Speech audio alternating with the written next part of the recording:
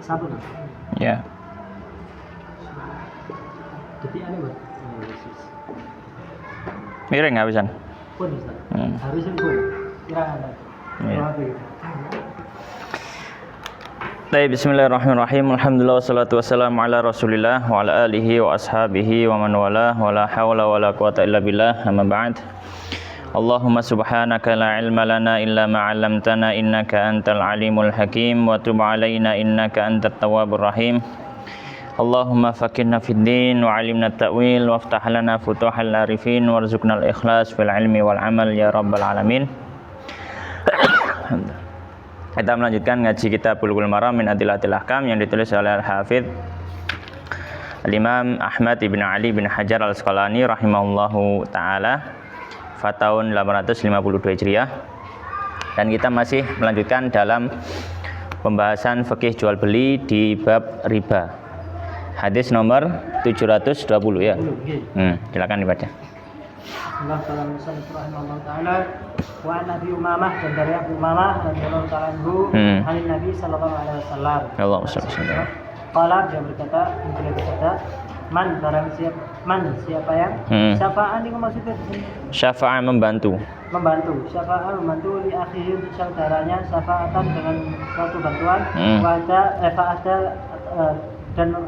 dan memberi hadiah. Lalu memberi hadiah. Lahu padanya hadiatan dengan satu hadiah, faqabilaha, lalu menerimanya. Fakat maka sungguh telah datang baban aziman, pintu yang besar, min abwabir riba, dari pintu-pintu riba. Rawahu Ahmad, hadis riwayat Ahmad, wa Abu Dawud dan Abu Dawud, wa fi isnadihi maqal, dan dalam syaratnya maqal ada kritikan. Baik, bismillahirrahmanirrahim. Qala al-musannifu rahimallahu ta'ala wa nafa'ana bi ilmi fi dunya wal akhirah wa adkhalahu fasya jannatihi wa taghammadahu bi rahmatihi wa taqaddasa ruhuhu wa nawwara dharihahu, Allahumma amin. Wa an Abi Umamah, dari sahabat Abu Umamah radhiyallahu ta'ala anhu, ani Nabi, dari Nabi sallallahu alaihi wasallam, qala, beliau mengatakan, man syafa'a, siapa yang memberi bantuan li akhihi, kepada saudaranya, syafa'atan, dengan sebuah bantuan. Bantuan dalam bahasa Arab punya banyak kosakata, punya banyak kata. Musa'adah disebut juga bantuan, mu'awanah juga bantuan, syafa'ah juga bantuan. Ya, cuma tentu saja ada sedikit atau ada perbedaan dari sisi bentuk bantuan yang diberikan. Kalau syafa'ah kita memang terjemahkan enak itu bantuan. Cuma sebenarnya dalam prakteknya, ketika bantuan itu disebut syafa'at, biasanya bantuan ini adalah bentuknya omongan. Bantuan bentuknya apa? Omongan. Ya. Misalkan ada orang yang bertengkar atau apa, kemudian kita ingin damai, tapi nggak enak kalau misalkan langsung ngomong dengan orang yang bertengkar dengan kita. Akhirnya kita cari penengah, kita mintai bantuan untuk berbicara dengan orang tersebut. Ini namanya syafi'. Dalam orang yang ngasih syafaat namanya apa? Syafi', yang memberi syafaat. Termasuk juga misalkan misalkan gini, termasuk ini bahasanya syafaat. Kita ingin kerja di sebuah tempat kerja, pabrik lah gampangannya. Ya, kita kalau masuk langsung ke situ lewat jalur biasa agak sulit. Maka kita coba ngomong, kita punya Pak D, Pak Lik yang sudah kerja di situ. Kita ngomong ke Pak Lik, misalkan barangkali jenengan bisa bantu saya ngomong ke bosnya. Barangkali ada tempat lowongan untuk saya. Pak Liknya bantu. Jadi dia itu perantara antara orang yang minta bantuan dengan yang dimintai bantuan. Dia tengah-tengahnya. Disebut apa? Syafi'. Nah, makanya Nabi Shallallahu Alaihi Wasallam termasuk hak beliau pada hari kiamat adalah memberi syafaat. Bentuknya syafaatnya Nabi, bentuk syafaatnya Nabi diantaranya apa? Ya, tentu saja syafaat Nabi ada syafaat yang kubro ya, dalam artian syafaat yang disebutkan dalam hadis adalah Nabi memberikan syafaat di mana ketika pada padang mahsyar hari kiamat nanti orang dimanggilkan dari kubur terus ngumpul di padang mahsyar, orang itu dibiarkan oleh Allah, semua manusia dibiarkan ya, tidak diadili, dijarno srengengin tantak jaraknya sekitar 1 mil, keringet dromos wis kabeh wong dredeg. Itu dibiarkan lama sampai orang sambatan, aduh kapan nih, kapan hisapnya, kapan hisapnya. Tidak ada yang berani ngomong, tidak diselesaikan sampai Nabi istilahnya kayak matur kepada Allah ya, matur kepada Allah, bilang jadi Nabi penengah antara hamba-hamba Allah dengan Allah.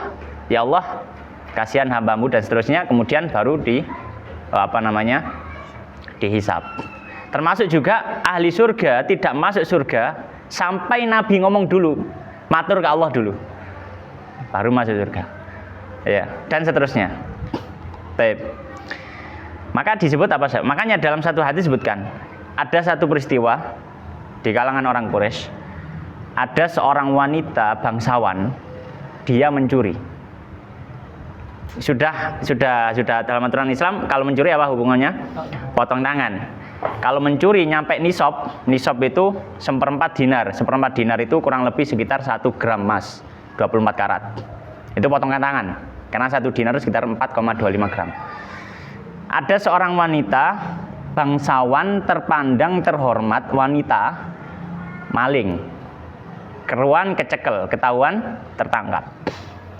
Maka wanita ini dari Bani Makhzum. Maka orang-orang dari Bani Makhzum itu adalah apa istilahnya ya? Keluarga terpandang. Keluarga apa? Terpandang, bangsawan, ningrat lah kalau di Jawa ya, ningrat. Maka keluarga-keluarganya kayak masa ada dari bangsawan kita terus dia dihukum sampai potong tangan, kan kurang mantesi kan gitu. Ya, kurang mantesi. Maka mereka mau membiarkan itu nggak enak karena ini bangsawan kita, tapi mau ngomong kepada Nabi nggak berani. Enggak kena semprot sampai Kanjeng Nabi gitu kan. Akhirnya apa? Mereka cari cara, mereka ngomong kepada Usamah bin Zaid ini. Zaid bin Harithah itu anak angkatnya Nabi. Jadi Usamah bin Zaid ini seperti kayak cucu angkatnya Nabi. Pokoknya deket banget sama Nabi, dicintai sama Nabi, disayangi sama Nabi. Ngomong ke Usamah, ini wanita yang nyuri, ini bukan dari golongan biasa, bukan rakyat jelata, iku wong bangsawan, mosok ya kate dihukum potong tangan, kan kurang mantesi, nah gitu kan. Coba kamu matur ke Nabi, barangkali hukumannya bisa diturunkan, diperingan, ya. Kasih remisi lah ya, misalkan potongan hukuman ya, buat diketok kukunya aja tau, jangan misalkan. Maka Usamah matur, wahai Nabi, bahwasanya ini kan saya dapat pesan tadi dari orang-orang Quraisy, ini yang nyolong bangsawannya, kan kita tahu ya, orang-orang terpandang, barangkali jenengan mau memberikan keringanan hukuman. Maka kata Nabi SAW, atasfa'u, bahasanya Nabi apa? Atasfa'u, hei Usamah, apakah kamu akan memberikan syafaat atau kamu menjadi syafi' fi haddin min hududillah, dalam urusan hukumannya Allah ya, apakah kamu ini pengen menghilangkan hukum Allah? Maka Nabi marah. Nabi ngomong, nek sing nyolong Fatimah anakku tak ketok dewi. Ojo wong kures anakku dewe tak ketok pancet. Gak bakal berubah. Maka di sini maksudnya adalah kita membahasakan hadis itu karena di sini sama. Jadi syafaat itu adalah bantuan, tapi biasanya bentuknya omongan. Dan memang ini biasanya tidak dianggap sebagai jasa. Karena cuma ngomong gini loh. Maksudnya bantuan orang biasa lah. Si colong omong nang kono ya, misalkan. Dan seterusnya, kan biasa ya. Ya, misalnya apa jenenge? Cak Asim delek sawah misalkan. Ono wong duwe sawah misalnya kepengin didol. Cuma gak terlalu kenal loh Casim, gak terlalu dekat. Ane Pak Cagimat. Cagimat jadi Casim kan ya. Jadi tapi ini maksudnya bisnis ya, maksudnya bisnis. Tapi ini bukan bisnis. Kalau yang bantuan ini bantuan sifatnya bukan apa? Bukan bisnis. Ya, jadi nggak ada unsur bisnis. Maka kata Nabi, siapa yang membantu kepada saudaranya dengan sebuah syafaat tadi, dengan itu tadi yang fa'ahdalahu hadiah, kemudian yang minta bantuan ngasih hadiah, maka kata Nabi faqabilaha, lalu yang memberi bantuan sebagai syafi'nya kok nerima, faqad ata, maka dia sudah mendatangi baban aziman, pintu yang besar min abwabir riba, dari pintu-pintu riba. Kenapa? Karena gini ya, di antara hikmah riba itu apa sih? Hikmah riba, di antara hikmah riba, kalau ada sesuatu yang keluar, hendaknya harus ada timbal balik. Itu kalau dalam hukum ekonomi. Ya, beda lagi kalau misalkan sedekah, misalnya mencari kalau sing balik. Maksudnya kalau dalam masalah ekonomi, supaya ekonomi itu berputar, ketika kita keluar harta, kita harus balik harta. Maka dalam beberapa kasus riba, ketika kita keluar harta, ada harta yang nggak balik kembali kepada kita. Misalkan orang ngutang, ya orang ngutang, kita ngutang kepada orang 10.000, ya, kemudian kita kembalikan 12.000, 10.000 dan 10.000 sudah balik kan. Nah 2.000 ini, kenapa kok muncul? Padahal kita nggak dapat apa-apa dari 2.000, kita harus mengeluarkan 2.000 pada orang itu, ya, itu salah satu bentuk riba. Misalkan tukar beras 5 kilo dapat 10 kilo, 5 kilo sama 5 ya dapat 5. Nah ada 5 kilo tambahan. Nah ini kita keluar, timbal baliknya apa? Kan nggak ada timbal baliknya.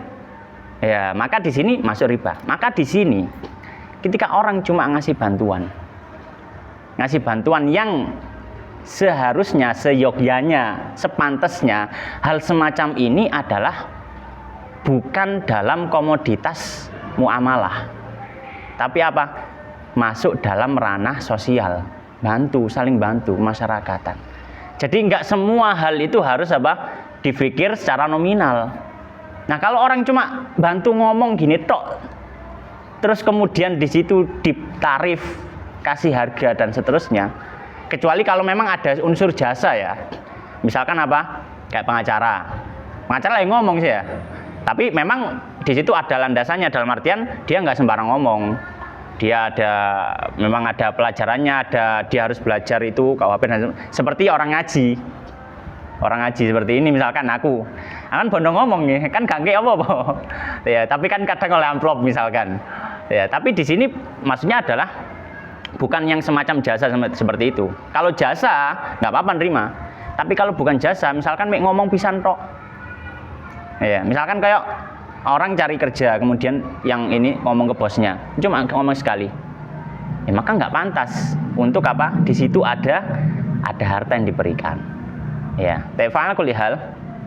Hadis riwayat Ahmad, rawahu Ahmad wa Abu Daud wa fi sanadihi maqal, dan dalam sanadnya ada kritikan, ya. Dan sebenarnya ada kritikan. Maka dalam hadis ini memberikan satu faedah, satu masalah. Ya. Apa faedahnya? Apa masalahnya? Ya, faedahnya adalah bahwasanya dalam memberikan bantuan,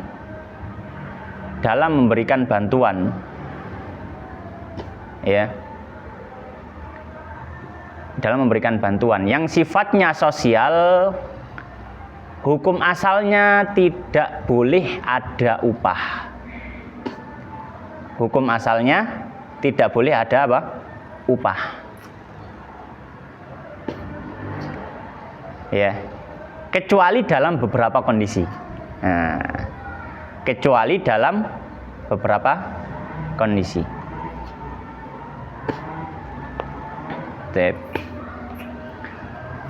Di antaranya yang dikecualikan apa?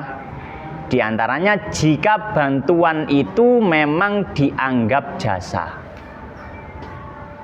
Kecuali jika bantuannya itu dianggap apa? Jasa. Yang pantas untuk diupahi. sesuai tradisi masyarakat. Ya, jadi pengecualiannya ini. Ya, jadi pengecualiannya apa? Kalau bantuannya itu dianggap sebagai jasa dalam tradisi masyarakat dan itu memang diopahi. Ya. Dan itu memang diopahi.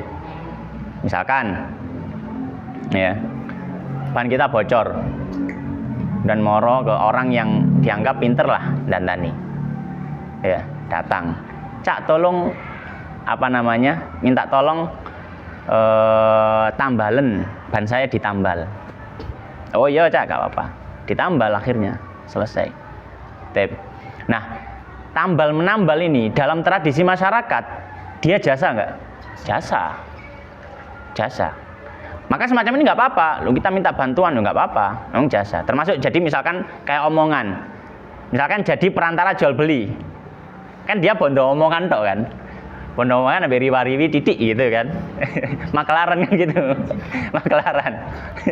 Maklaran kan gitu. Ini bondo omongan. Memang minta tolong, mungkin ada satu sisi yang minta tolong, misalkan penjual minta tolong atau mungkin pembelinya minta tolong kan bisa jadi. Tapi di sini memang tradisi masyarakat itu sebuah jasa. Maka nggak apa-apa ada upah-upahan di situ. Tapi kalau dalam tradisi masyarakat bukan sebuah jasa. Misalkan ono wong tiba.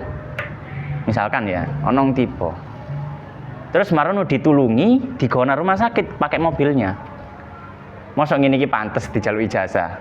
Kan enggak. Maka kita harus menempatkan, seorang muslim itu bisa menempatkan diri. Mana yang memang itu adalah transaksi ndelek duit, ndelek untung, mana yang sifatnya sosial, bantu sesama. Maka jangan sampai dicampur. Dalam artian apa? Yang harusnya sosial diseret menjadi transaksional. Mas yo bantu kudu untung. Nah ini ute wong ute apa istilahnya? Materialistik. Ute wong mikirnya dunya tok. kudu untung gak oleh. Seorang muslim gak seperti itu. Tefal kulihal itu pembahasan dari hadis tersebut. Terus hadis berikutnya. Wa an Abdullah bin Umar dan dari Abdullah bin Umar bin Amr. Wa Abdullah bin Amr bin As dari Abdullah bin Amr bin As radhiyallahu ta'ala qala beliau berkata la'ana Rasulullah telah melaknat Rasulullah sallallahu alaihi wasallam ar-rashi orang yang melakukan riswah wal murtashi dan orang yang memberi riswah yang diberi riswah. Rawahu Abu Dawud, Abu Dawud wa Tirmidzi dan Tirmidzi wa sahahu dan mensahihkannya siapa Tirmidzi. Baik. Hadis berikutnya. Qala musannifu rahimallahu taala 721. Qala wa an Abdullah bin Amr dari Abdullah bin Amr radhiyallahu taala anhuma qala beliau mengatakan la'ana Rasulullah melaknat Rasulullah sallallahu alaihi wasallam ar-rashi orang yang menyuap. Ya, ar-rashi orang yang menyuap, ya. Wal murtashi dan orang yang menerima suap. Ya, orang menyuap dan orang menerima suap. Rawahu Abu Dawud, hadis diriwayatkan oleh Imam Abu Dawud, wa Tirmidzi dan riwayat Tirmidzi wa sahahu dan disahihkan oleh Imam At-Tirmidzi. Maka hadis ini membahas tentang masalah apa? Suap menyuap. Masalah suap menyuap. Maka pelajaran dari hadis ini apa? Dalam aturan Islam, faedahnya diharamkan praktek suap menyuap dalam Islam. Diharamkan. Ya, praktek suap menyuap dalam Islam. Diharamkan bayar suap dan diharamkan terima suap. Diharamkan bayar suap, ya, dan diharamkan terima atau narik suap. Semuanya sama. Dan masuk dosa besar. Nggak main-main. Dosanya dosa besar. Nah, kita harus berhati-hati. Ya. Karena di sini ada apa? La'ana Rasulullah. Dilaknat oleh Rasulullah sallallahu alaihi wasallam. Ya, maka hati misalkan apa? Serangan fajar. Ya. Marono serangan mbo cacane fajar, mbo adene fajar. Serangan sing dulur-dulure fajar. Makanya kita katakan Secara agama ini nggak boleh, dan secara undang-undang juga nggak boleh. Sudah jelas dilarang. Ya, karena ini suap menyuap. Ya, maka ini apa? Suap menyuap tidak diperkenankan. Ya. Apakah ada suap yang mungkin nggak ada dosanya? Ada, tapi cuma satu kondisi. Ya, maka faedah kedua, diperbolehkan ya suap dalam satu kondisi.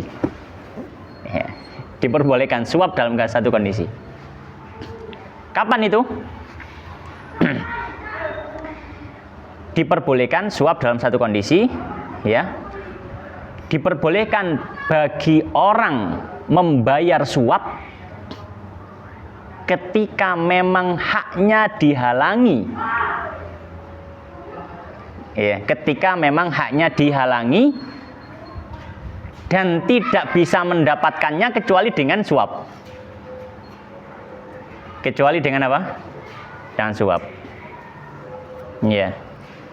Misalkan ngurus nang kantor opo gitu ya. Ya.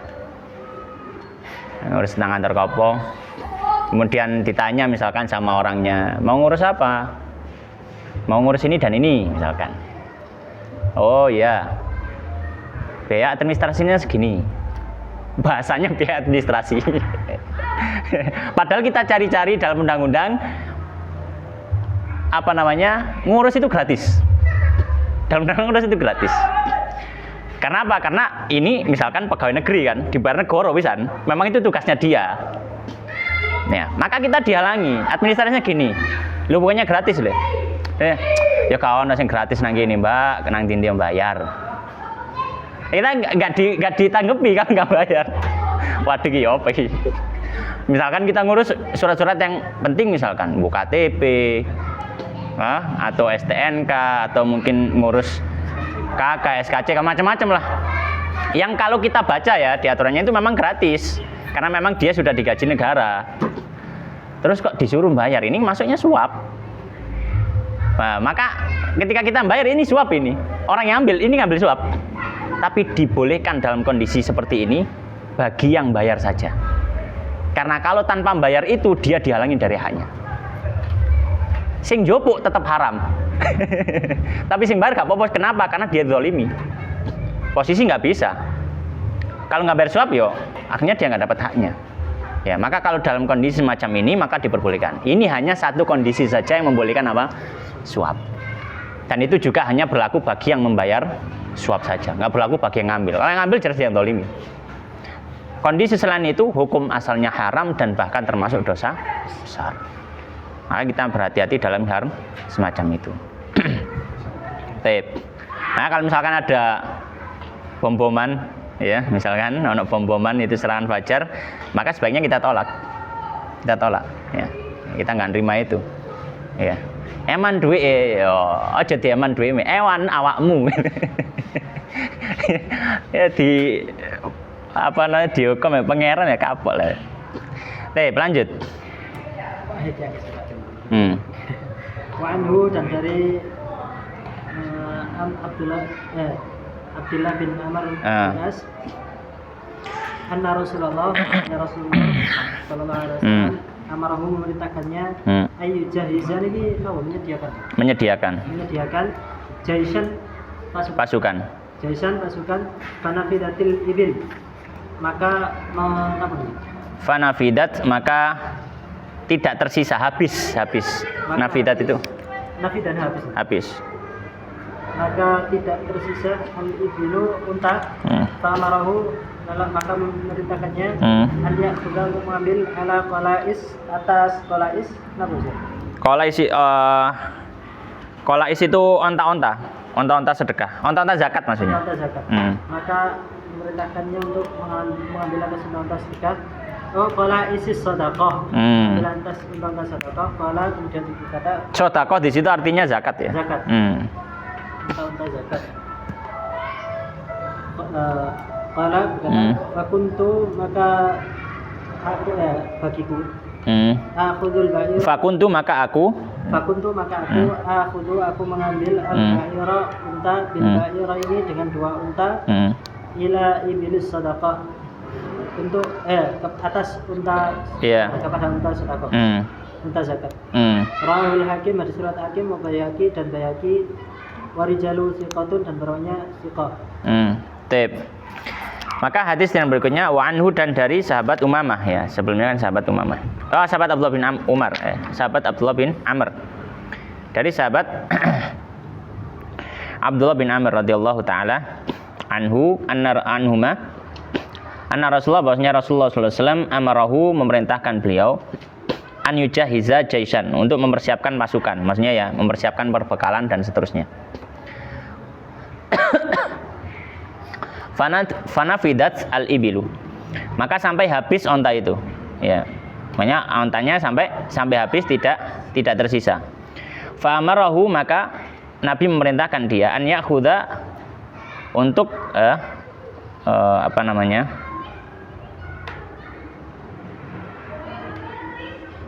an yakhudha untuk mengambil ala qala isi sedekah. Maksudnya mengambil ala qala isi sedekah untuk mengambil atas onta sedekah. Ini maksudnya adalah disuruh untuk menjualkan onta zakat itu.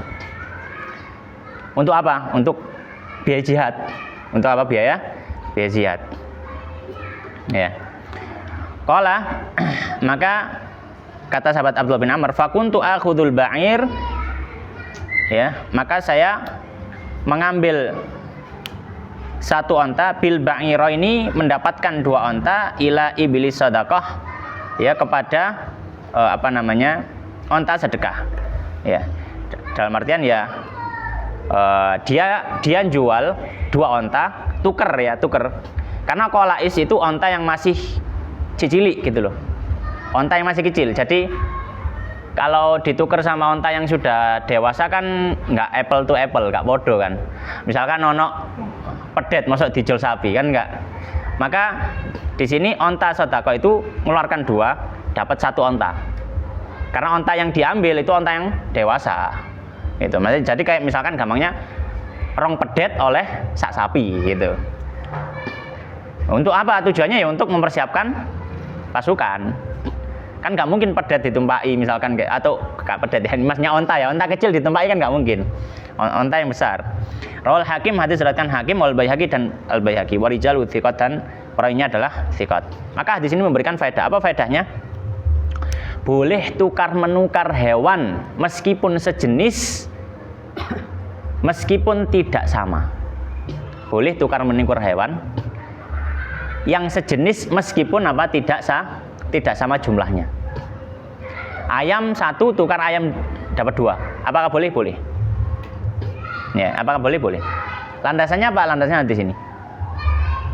Landasannya hadis ini. Dan dia tidak masuk dalam kategori komoditas riba. Maka hadis ini menjadi bantahan untuk pendapat yang mengatakan atau hadis yang nomor berapa kemarin itu yang kita baca kemarin itu?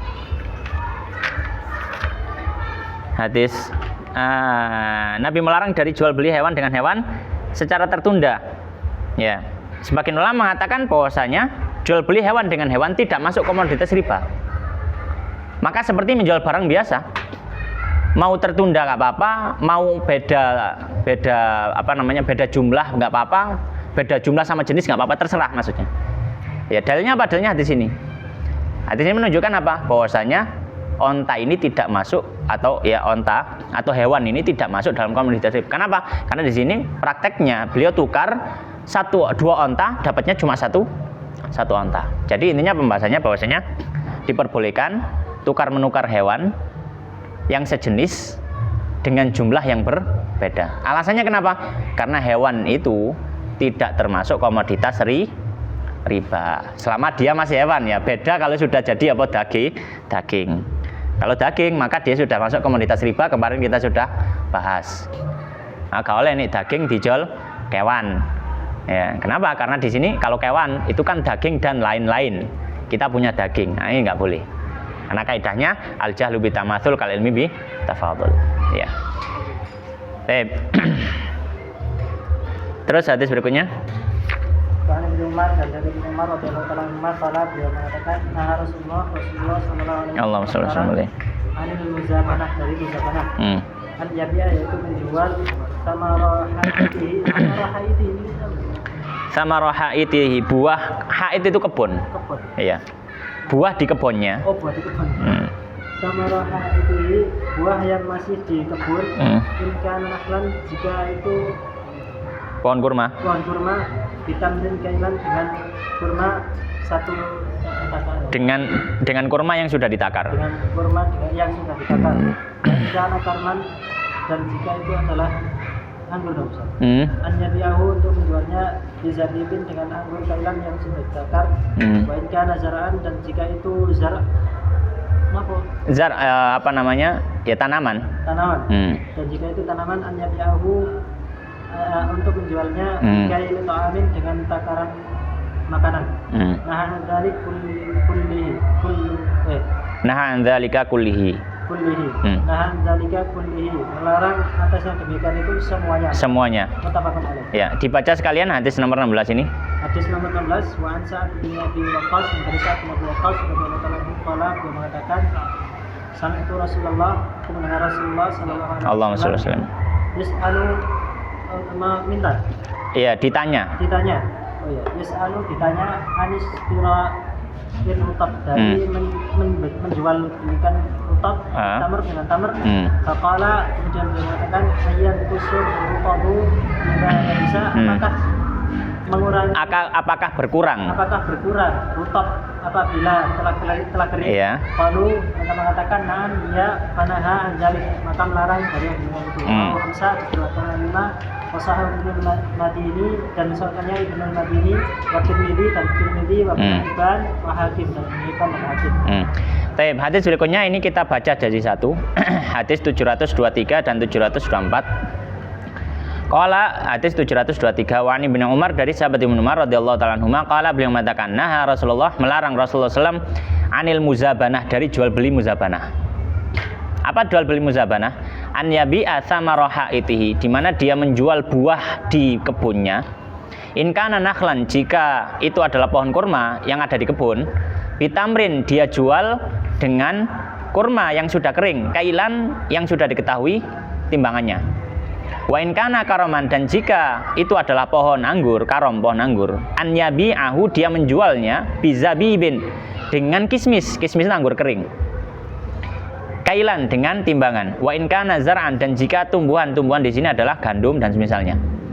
An yabi'ahu, dia menjualnya bi kaili ta'amin, dengan timbangan bahan makanan. Nah dzalika kullihi, beliau melarang dari semua itu. Maksudnya adalah ini ada apa namanya? Ada makanan atau ada buah atau ada tanaman yang sudah dipanen. Ada tanaman yang masih di pohon. Terus ditukar. Maka Nabi melarang. Ini namanya apa? Muzabanah. Kenapa? Karena takaran tanaman yang ada di pohon kita masih belum tahu. Sedangkan ini apa? Buah, apa namanya? Makanan dengan makanan sejenis. Maka harus dipersyaratkan apa? Tamasul, kudu podo. Maka kalau ada satu yang enggak sama, kaidah kemarin berlaku al-jahlu bitamasul kal ilmi bit tafadul. Hadis 724. Qala an Sa'ad bin Abi Waqqas, dari Sa'ad bin Abi Waqqas radhiyallahu taala anhu. Qala, beliau mengatakan, sami'tu Rasulullah, aku mendengar Rasulullah sallallahu alaihi wasallam yus'al, ditanya, anistira'il ar-rutab, dari membeli rutab. Rutab itu apa? Rutab itu kurma yang masih ada airnya. Karena kurma itu kurma yang umum di pasaran sing ireng-ireng itu sudah dijemur. Nah, ada kurma yang masih basah. Ono sing tahu mangan manisan cermi ya? Tahu ya manisan cermi ya? Kita ibaratkan tamer itu cermi sing dadi manisan. Itu kan sudah dijemur, di macam-macam, sudah kempes kan? Ada cermi yang masih buah. Nah, cermi yang masih buah itu seperti rutab. Buahnya masih ada airnya. Cermi yang sudah jadi manisan itu seperti tamer. Maka ini sama buahnya, cuma gara-gara ono banyune timbangannya jadi beda. Maka Nabi mengatakan dilarang menukar rutab yang masih basah dengan apa? Tamer, kurma kering. Kenapa? Karena nanti nggak tahu takerane podo tagak. Tak taker podo lho, situke kan ono banyune ya. Maka jadi masalah. Faqala, maka Nabi mengatakan ayan kusuru tobu idza ya bisa, apakah akan berkurang? Apa berkurang beratnya? apakah beratnya rutop akan berkurang idza ya bisa jika dia kering? Makanya rutop nih jadi tamer, apakah bobotnya akan kurang? Kalau sahabat mengatakan na'am, ya nggih, kan banyune hilang. Nabi mengatakan fanaha an dzalik, maka Nabi melarang dari hal tersebut. Ya, rawahul khamsah, hadis riwayat yang 5, wasahahu Ibnu Madini wa Tirmidzi wa Ibnu Hibban wal Hakim, disahihkan oleh Ibnu Madini, Tirmidzi, Ibnu Hibban dan Hakim. Maka kedua hadis ini memberikan faedah pelajaran. Ya, faedah. Apa faedah pelajarannya? Yang pertama, dilarang memperjualbelikan bahan makanan, dilarang memperjualbelikan atau menukarkan bahan makanan yang sama jenis, ya, yang sudah dipanen dengan yang masih ada di pohonnya, ya, atau yang masih belum dipanen. Ya, misalkan panen beras, dapat 1 kintal, mau ditukar padi yang masih belum dipanen, tapi siap panen, tapi masih di nang damene, gitu. Maksudnya nang wite, nggak boleh. Kenapa? Itu nanti keluarnya nggak tahu. Makanya ini berlaku kaidah kemarin. Kalau nggak tahu tamatsul, maka seperti mengetahui ada perbedaan. Ini pertama, jadi tidak boleh menjual bahan makanan atau makanan, ya. Yang satu itu sudah dipanen, yang satunya belum dipanen, dan ini namanya jual beli muzabanah. Ini dilarang, ya. Dan kemudian apa alasannya? Nah, alasannya di sini Nabi menyebutkan ayan kusurutop idza ya bisa. Bukankah rutop itu kalau sudah kering berkurang? Maka ya nggak boleh, ya, maka tidak boleh. Termasuk juga pelajaran kedua, tidak boleh menjual buah yang sama jenis, yang satu buah kering, yang satu buah basah, nggak boleh. Ditukar buah kering, ditukar buah apa? Buah basah. Kenapa? Karena berlaku kaidah riba. Harus apa? Tamatsul. Nah, ini nggak diketahui tamatsulnya, maka nggak boleh. Kalau jenisnya sama, nih jenisnya beda, wes nggak masalah. Tapi sampai situ, demikian. Wallahu ta'ala alam. Kari hadis tapi waktu ini wes entek. Kita tutup dengan doa majelis. Subhanakallahumma bihamdika, asyhadu an la ilaha illa anta, astaghfiruka wa atubu ilaik. Wa akhiru da'wana alhamdulillahirabbil alamin. Wallahu ta'ala alam.